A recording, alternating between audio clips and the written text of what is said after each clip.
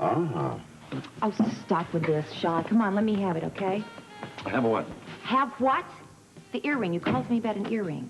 Oh, yeah, the earring. You know, I put that in a safe hiding place now. Sean, it was only an hour ago that you called. I can't remember where I put it. You can't remember where you put it? Good night. No, wait. Now, honey, I can't find it because I found something else I want to give you. Oh, that you just keep forgetting to give me? Would you spare me this? Anyway, this is what I found. Oh, that's what you're giving me, a pastrami sandwich? Look and see. Oh, a small pastrami sandwich. Open it. Open it? I don't have to open it. I know what it is. It is some kind of jewelry. I mean, this is just ridiculous that you think for a minute that I will not have any anger and my integrity can be compromised by some cheap little doodad. How about a expensive little doodad? You know what the answer is, Sean. Yeah, I think I do. But I'll open it. Be my guest. Thank you.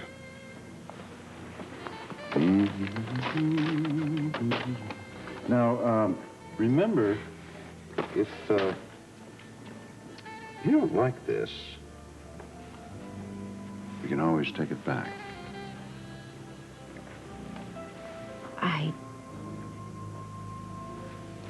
I don't believe this. I do not believe...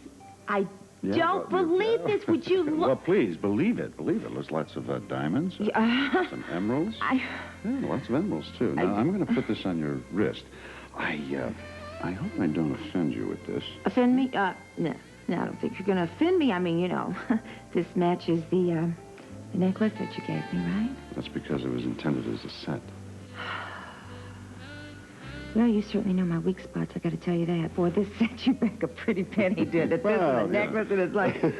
A guy has a couple of nickels rubbed together who likes to spend it on his true love.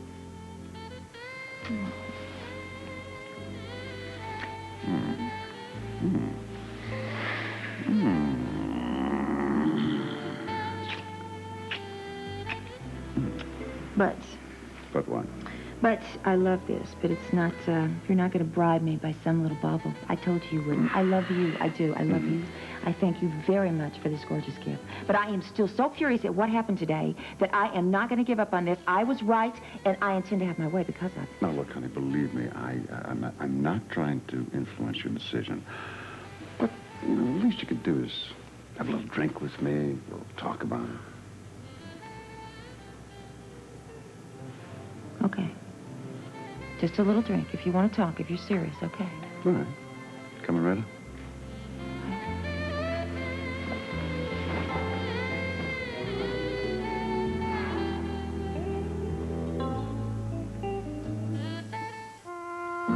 And lead us not into temptation, but deliver us from evil. For thine is the kingdom, the power, and the glory forever. Amen. Amen. Well, now, who's going to lead the way in sharing with us some of your thoughts? Oh, Belinda, good. Why don't you stand up so we can all see you? Well, something wonderful's happened to me since I came to the Seamen's Church services last time. I was low and lonely. I was pulling into myself. That's because I was living in the past. I didn't want to talk to anybody. No, believe me, I was starting to be some kind of strange old lady. Not you, not you. And then that night I met Colton Shore. And in his gentle way, he made me face some things that I'd been lying to myself about. I had to get rid of those illusions. Oh, and it was hard, believe me, it was hard, but it made such a difference for me. Oh, how good. And because of Colton, I've been able to reach out to my friends again. Yes, and you know what? They still care what happens to old Belinda. We do. Oh, we do. Of course, some of them thought I was dead. No.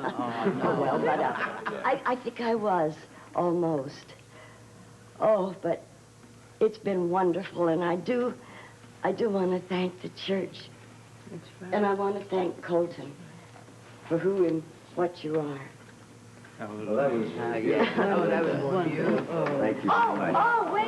Oh, I'm sorry. I forgot the most important thing. Oh, well, let me tell you, I got up the nerve to call my daughter. No. Yes, in Arizona. You know, she's kind of a rebel. And I was afraid, well, you know, I didn't matter anymore. But I was wrong. She was worried about me, Colton, and she said she loved me. Oh, wonderful. And she wants me to come there right away. Oh, how great. And she sent me an airplane ticket. No. Oh, isn't that wonderful? And I'm going to see my grandchildren. Oh. And a great-grandchild I've never seen. Oh, that's great.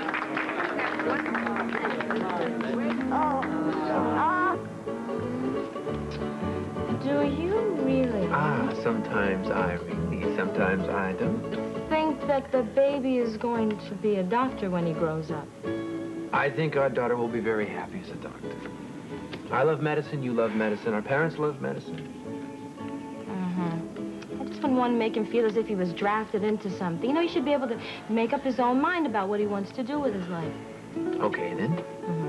What do you think would be the perfect life for our daughter to live? Well, one in which our child felt fulfilled as a human being and as a woman or a man. That's pretty vague, Simone. Well, nobody knows the future. I mean, look how different the world is since when our parents grew up. I knew I married the most beautiful woman in the world. Oh, stop. I had no idea I was marrying a philosopher's wife. Oh, I'm not. It's just when you're having your beloved's baby, you tend to think about basic values. Come here to me, fantastic woman. Oh, what do you have in mind? You're not going to dress another Mai Tai now, are you? Just this.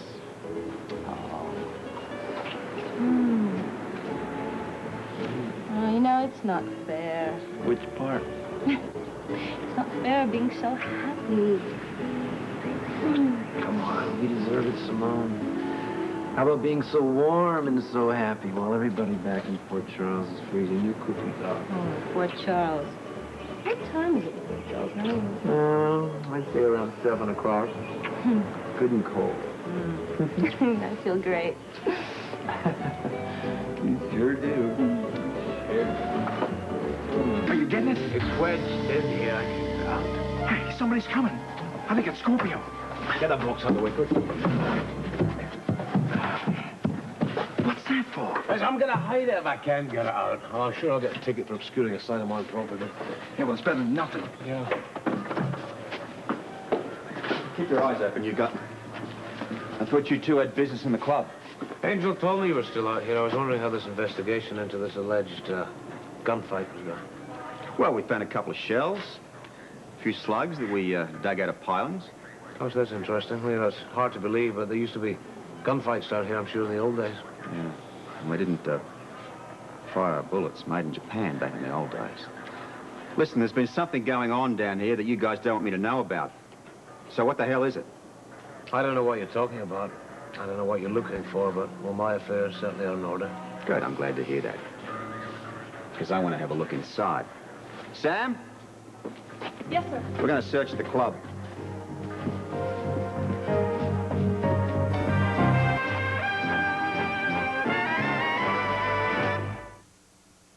Search my club, what for? There were gunshots fired in and around this alley. Now, it's illegal to discharge a firearm within the city limits. I need information on who, what, where, or when discharged such firearm. I told you exactly what it was. It was a delivery truck backfiring. Oh, yeah. An unknown driver going to an unknown address with an unknown delivery. I mean, I am appalled that you have such a low regard for my intelligence that you would try to hand me a story like this. I know exactly what it was. What you believe is your problem. You know, we've been dancing around the floor here, avoiding the main issue. Now, my men are going to search your club now. No, they're not. I've 40 patrons in there with food in front of them. If you march through there with the police, you know what it'll do to my reputation. Okay, then we'll just check out the storage areas or stuff in and around here. Oh, really? This is a fishing expedition. Or is it personal vendetta, perhaps, against the man who's married to a woman you happen to be hooked on? Open the door. You're not going in there without a search warrant. Sam. Yes, sir. That report, was it a citizen's report or through the police department? Sorry, sir, I don't know that. That information's at headquarters. We'll be back in the morning with a warrant. Fine. We're usually open by 11. We won't be closed till locked at 2. Good, 11 it is then. Robert? Any word from the hospital? Yes, I spoke to them before I came over here. Well, you have more recent news than I have. What did you hear? Tony Jones says that she's responding to the new medication. All going well, she should be in a private room tomorrow. Oh, I heard that earlier. She's a strong woman.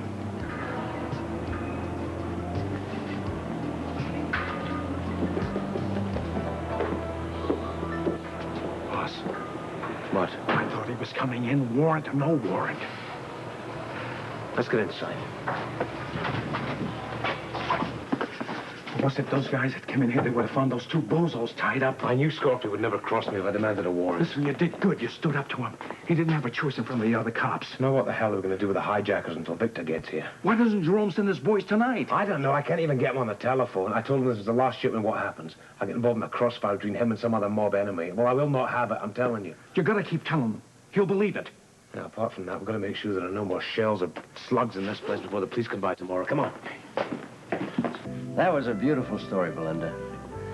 Colton's touched the lives of several people in this congregation. Colton, do you have anything you would like to respond to what Belinda said? I don't know if I could add a word to that. I mean, I think that perfection ought to be its own reward. Please don't stop, eh, Colt? You've been so good to Belinda and all the folks here. Right. Like me. He's right. Yes. You certainly have Right. touched on my life. Yes. Well, good. I'm glad. Lester's right. Look at all these new folks. Ain't heard from you and come to here. Yes, that is right. Yeah, we want you to Please. talk. Come on. What do you mean, Melissa? Say something. Well, all these people came to church to hear you talk. I mean, I even brought these 2 guys, and trust me, they never go to church. Now listen, you guys, I mean, you know me. I'm like a radio that's got a busted knob on it. You can't shut me up once I get started. I love it. But I'll tell you one thing that Belinda said that really sticks in my mind is when she talked about taking action. Yeah. Now, she said that she had been lonely and depressed. And boy, we've all been in that room, huh? Yeah. Some of us for a good part of our lives. But Belinda, just because of a couple of little things that a friend said to her... No, it's more than little things. You know that. That's true. But you took the action. I didn't. You called old friends and you wrote letters and told people that you loved them and you cared about them and you wanted them to be a part of your life again. And you also overcame your biggest fear. And this is a big fear for a lot of people. The fear of rejection. When you called your daughter, you overcame that. He's right. Listen to him. He's right. Thank you, Lester. Right. Okay, I tell you what. Let's play a little mind game here. Take a little imaginary trip. You can close your eyes if you want to. But just imagine that you have nothing. No money, nothing. You have not one single material possession in the whole world. Okay. All right, you got that so far? Got it. Yeah, Okay. man, I got it, but I feel terrible. What the hell would I work my whole life for and end up with nothing? Exactly. The question of the hour. But you don't have to work your whole life for nothing. All right, What do you do? let's take it one step further. Let's say that you're dead. All right? You're in your coffin. Now what good is your wristwatch, your car, your TV, your stereo, your microwave, all that stuff? What good does it do you now? Someone else. The point, I guess, that I'm trying to make is that the only person that can really make you happy, and by the same token, the only person that can really make you miserable, is you. Right. The minutes and the hours and the days that turn into months that we just piddle away, drunk, or angry, or whatever, the time that we spend in depression, not doing anything, is time that is lost forever. Shot, gone, off the calendar, adios. You never see it again, all right? You can either sit there and feel sorry for yourself because you haven't seen your grandchildren in years, or you can get up off your butts excuse me, Lord, and do something about it. Every new day that God gives us is an opportunity to do something positive for our lives. And tomorrow, my friends, is a new day. That's Hallelujah. All right?